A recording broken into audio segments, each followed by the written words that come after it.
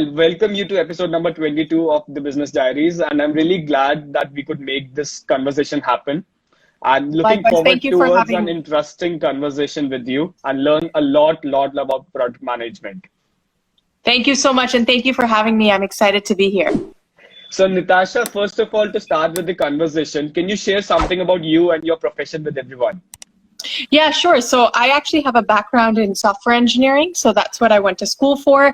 I started off in the gaming industry, then moved into the smart city space, and then moved into the healthcare tech startup world, which is where I've been for about 4 years now. I actually started on the engineering side and then moved over to product management about almost 4 years ago now. And since then, I've gone from an entry-level product manager to a senior product manager, and I handle sort of all of the sort of mobile engagement initiatives at my company. So I'm a mobile-specific product person, and United Health Group is actually the largest health insurance company in the United States, and so that's sort of what my company is under. So we were acquired by them in 2017, and so now the United Health Group's mobile stuff and then our own mobile stuff is kind of worked on by my team.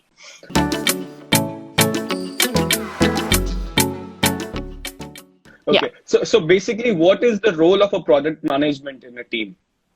Yeah, so a product manager, so this has to be differentiated from a project manager, and these are two very different things. So a project manager manages timeline and resources. So a project manager will tell you that, oh, if you want to build feature X, right, you have like 5 engineers, and they're going to be able to do it in 5 months. And that's just how long it's going to take with design and QA, and then tracking that project from end to end, right? So they decide like these are going to be the milestones, and are we on track, are we off track, like that sort of thing. That's what project manager does, right? A product manager is someone that identifies what that feature is. And so the best analogy I've found online of what a product manager does is if you think of a movie set, a product manager is the director, right? And so they don't write the script. They're not the lighting person. They're not acting. They're not doing the makeup or the hair. They're not putting the set together. They're not doing any of that, right? But they have a vision for, they're giving the direction. They have a vision for this movie, right? They have a reason for why this movie needs to be made today and not 5 years ago and not 5 years later, why right now is the right time, right? They understand the audience they're making the movie for, right? And why, like, and what needs to be done and how it all needs to come together in a big vision. And so that's the best analogy I've seen. The other analogy I've heard of is that they're a mini CEO, right? And so if you have a big company like Facebook, then the product manager for Messenger versus the app versus, I don't know, something else is the mini CEO of that pillar, and they're the ones that make everything happen.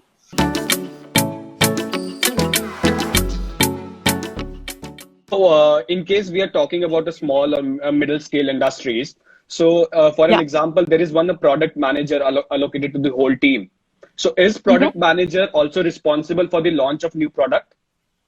Yes, absolutely. The product manager is responsible for the launch of the new product, and also, and people don't like realize this, but also like understanding, you know, like when it succeeds, if it succeeds after it launches, and then being able to sunset it afterwards. And that is the hardest thing that people don't realize, where sometimes you will put something out into the world and you will not know, like, it will fail, like it will actually fail. It's not going to work. And you as a product manager have to be able to measure that and say, hey, that didn't work. I'm shutting this down and I'm going to put my resources somewhere else, right? Because just because Messenger or the Facebook app or something is out the door, you still have resources maintaining that. Right? Like messages still need to be sent, like data still needs to be collected, like bugs need to be fixed, right? And so if you're not actually getting a return on investment and ROI on what you've put out into the world, then you as a product manager, it's your job to say, this didn't work, I'm going to sunset it.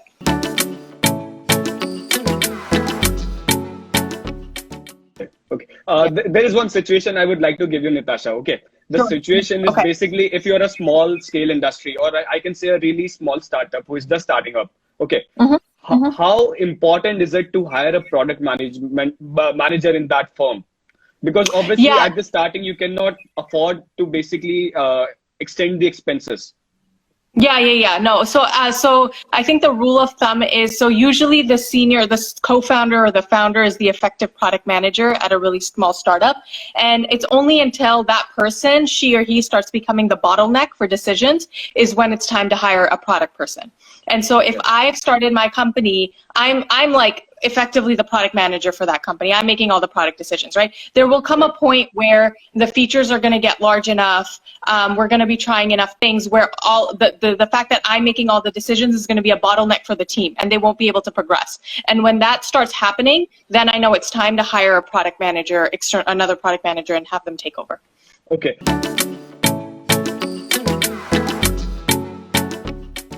So when a firm is at the stage of hiring a product manager, so what kind of I can say skills you look for in a product manager? So honestly, it depends. Okay, so first of all, everyone that goes into product management will know some things about it and will have to learn everything else.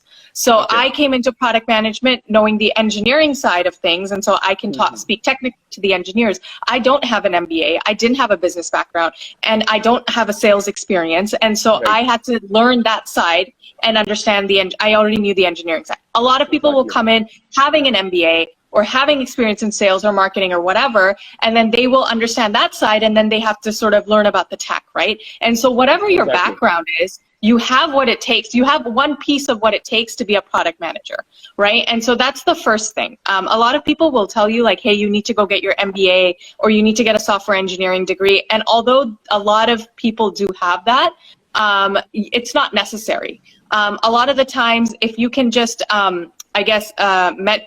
build relationships with the existing product managers at your company, and they know you're competent in whatever field that you're in within the organization, that's enough for you to transition into product. And so just keep that in mind. The second thing I would say what companies look for when they're hiring for product, I think that was your question. So the first thing you need to remember is a smaller company will not hire a new product manager, because literally all the decisions will rest on your shoulders, and that's responsibility. You trust me, you don't want it, because if you make the wrong decision, and their resources are limited, your money is limited, everyone's time is precious, and if you're making the wrong decisions, and you will early on, the company's going to go under, basically, right? And so no early stage company is going to risk hiring a junior PM. If you want to be a product manager, then there's a couple of things you can do. A lot of these larger companies have what they call APM programs, Associate Product Manager programs, that usually will hire anyone that's graduated up until 3 years. And so if you graduated in the last 3 years from college, they'll put you in. It's a cycle, so you shadow a bunch of product managers within the organization, you follow them around, you do different cycles of product management, and then at the end of the day, you're placed on a team. And so that's another way to get into product management. And these are like the larger companies of the world. So the Googles and the Facebooks and the Amazons, they all have APM programs, right? And so that's another, that's sort of like the path that most junior PMs take, right? If you're at a mid-sized company, that's probably, again, it's going to be relationship building, right? And so if they don't have a formal program, like do not switch companies to get into product, because that's going to be really hard. You already know the people that are at your company, build a good rapport with them, let them know you want to get into product, and then they will at some point transition you over, would be my advice. Okay. Yeah. Okay.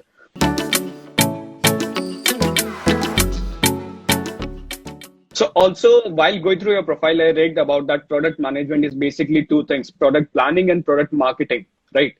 So when it comes to product planning, so how do you do product planning? Yeah, so product planning starts at the C-level, okay? And so basically, as executives, you identify this year, we need to focus on like growth, right? And we need more users on our platform, or we need to get more sales, or we need to do X, Y, Z, right? And so then what I do is I will say, okay, so my CEO really wants us to hit $10 million more in sales this year, right? And so then I have to look at our existing product, and I have to talk to our sales team and our account management team and be like, okay, where are the gaps? What are the sales leads that we're missing? What are the things that are getting, whatever, what can we do in our product to help enhance us getting to that number, right? Give us a likely chance. And then I come up with feature ideas, right? Oh, we should do this, we should do that, or whatever, right? And then I have to make that justification of why because it's a limited pool of resources, right? Like my company has, say like my company has 500 engineers, right? But I'm not the only product manager at my company, right? There's like 30 other product managers there that have to right? And so like, why do I get my my features funded, because I'm able to say, hey, this feature will directly impact the needle of like the $10 million, right? And so my feature will be able to get you 2 out of that 10 million if you give me these 5 engineers to work on it, and it's going to take 3 months or whatever, right? And so that's at a high level. So all of us product people will come up with these ideas, we'll brainstorm, a lot of brainstorming exercises, we'll tie it to what we call KPIs, key performance indicators, of the company, and then we'll then go through what we call a card sorting exercise. And so it basically, a scorecard exercise, and it'll basically identify like, hey, does your feature make it above the line, and is it funded, or is it below the line and it's not funded, right? And we add a priority to everything. It's like, this is P0, which is highest priority, P1, P2, P3, right? And then it gets slotted within a quarter, and then that gets then further broken down into months and weeks and days, and that's how you product plan.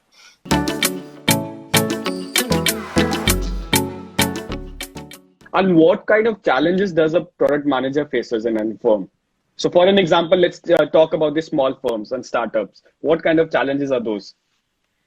So I mean, they're endless. I think when you have a smaller firm, the harder thing is that you don't have like nobody has an unlimited amount of resources, right? But I can tell you that Facebook has the money to spend on user testing. That a startup in a garage won't have that money, right? Obviously. So they won't be able to go and buy a bunch of data.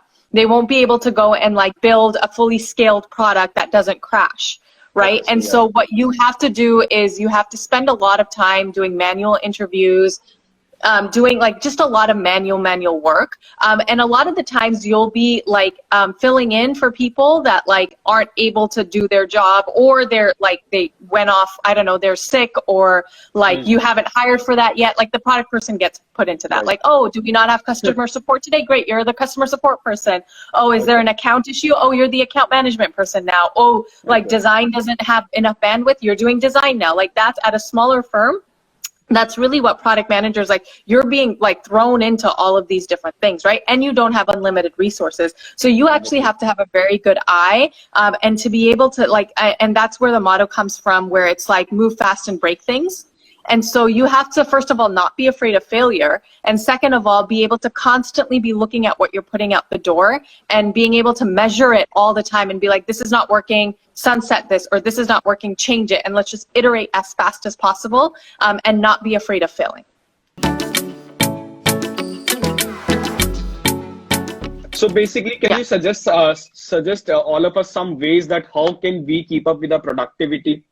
When you say productivity, what do you mean? Define that a little bit more.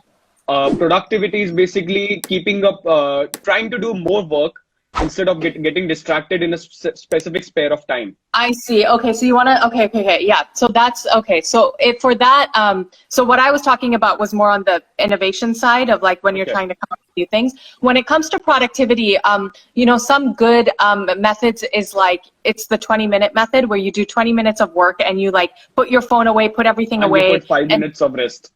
And then you have 5 minutes of rest, right? So it's a lot of that, right? And so in productivity, you know, context switching is really expensive, like psychologically, right? And so for you to go from doing some work and then texting and then going back to like your brain transitions between going back to what you were doing and focusing on again is very high, right? And so a lot of the times it's that thing where it's like 20 minutes of work, 5 minutes of rest, 20 minutes of work. That's one thing. The other thing is a lot of people will make like graphs of like time and value. And so like, how much value does this bring to me? How much time is it going to take? And you kind of essentially want to, you know, complete the things that are low time, high value first, and then kind of pick at it that way, right? And then take that, everything in that graph, put it into a list, and then keep going that way. So that's interesting. The other really interesting book I've read, it's called High Output Management by Andy Grove. And although it's a management book, the first chapter is super interesting because he talks about like a restaurant or like a breakfast diner or something like that, right? And he's like, you get an order for like someone comes in and they order tea and toast and an egg, right? And you know the tea is going to take the longest amount of time. So you put that to boil, and then you put the toast in, and then you start making the egg, right? And so the tea is working, that's fine. You don't have to worry about it. And then the toast is also in the toaster, and that's fine. And then you're doing the egg. And so it'll actually take the 8 minutes it takes you to make the tea is how long it'll take you to make a whole breakfast, because you did the longest thing, you got that started first, and then everything else you slotted in the middle, right? And so those are other tricks of like, is there something you can start doing and then just keep it on in the back while it's working, and then you do a bunch of other things, right? Rather than doing it linearly.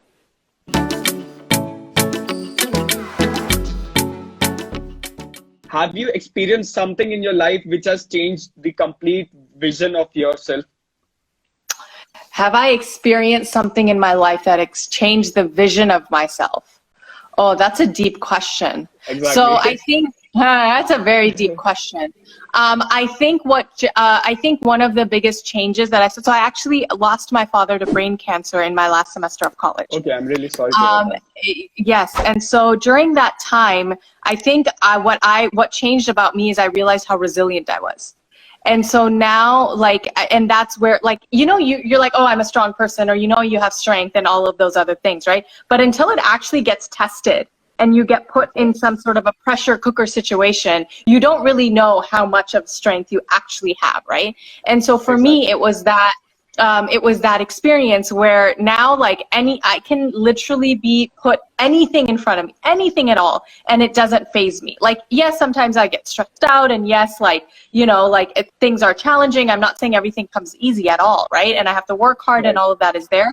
But I don't think after that I've had anything come across my table where I'm like, oh, I don't think I can do this.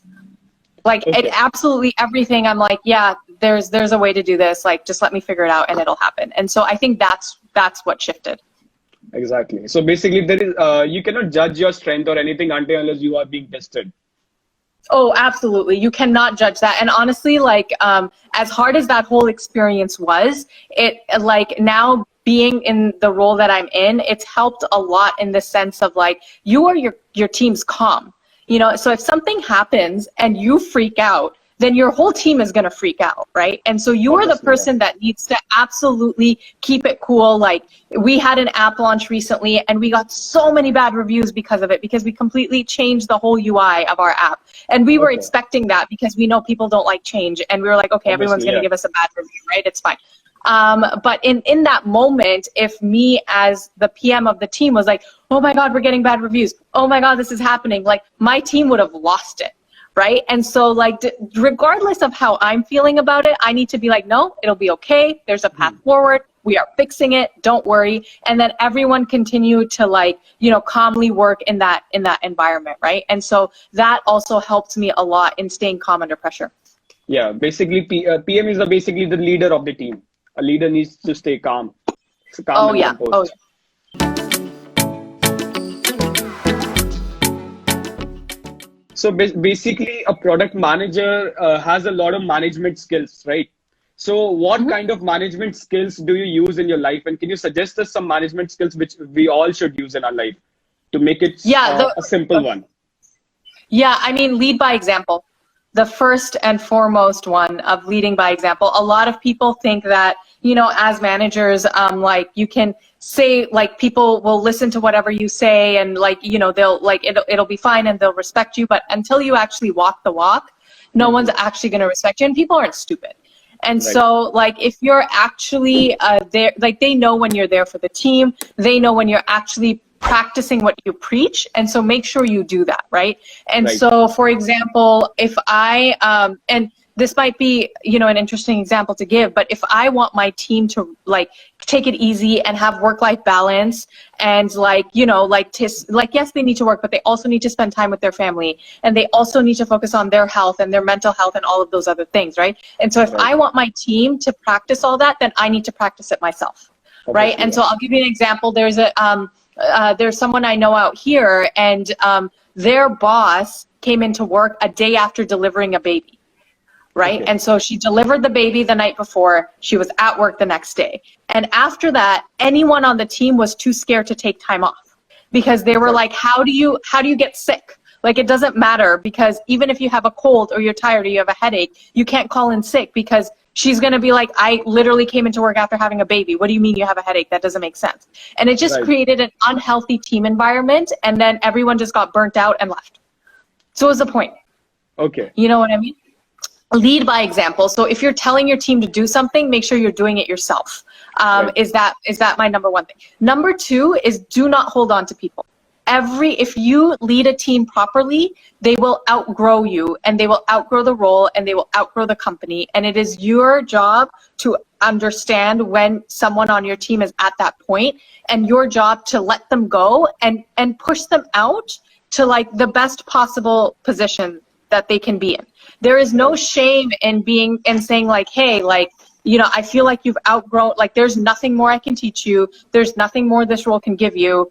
You know, you should look at working here, or I could refer you there, or I could do this for you, I could do that for you, right? That person will go to somewhere else. Eventually, they're going to go regardless, right? Whether you tell them to or not, they're going to go, right? But if you can help them in that process, you as a leader can identify that, then they will forever remember you and like have just this like good relationship with you.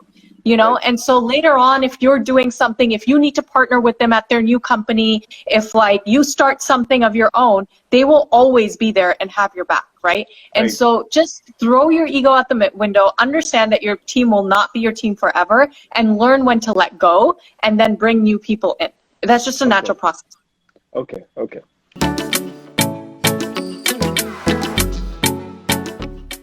There is one last question I have, and I wanted to ask you that if you would like to give one message to everybody who's starting new in their career. I would say, I guess my message would be absolutely fearless. Like the best thing that you have going for you right now is that you're new in your career and you haven't made a name for yourself. And so say you send the stupid email to a CEO that doesn't respond to you, or a LinkedIn message that you don't get a response back in, they're not going to remember you. You're not Mark Zuckerberg. You're not Bill Gates. They're not going to be like, oh, hey, like, at best, they'll message you back. At worst, they're going to ignore you, and they're going to completely forget you reached out to them in the first place. So you can meet them 4 years, 3 years, 2 years later, and they're not going to remember you. Right? And so this is your time to actually be fearless because you haven't made a name for yourself, right? And so reach out to as many people as possible, try and find as many mentors as possible outside of work. Your job and your career sometimes are not the same thing, right? What you're doing to pay the bills on and get food on your table could be very different from the impact you want to make in the world. And so always have a laser focus on your career and be competent at your job. And make sure you're growing both, right? And just be completely fearless. Right. So it was really wonderful having conversation with you, Nitasha, and all the knowledge you shared with all of us was totally amazing. And I hope that when I share this video with everyone, all the viewers who are watching this video are able to learn something great and new the day they are watching this.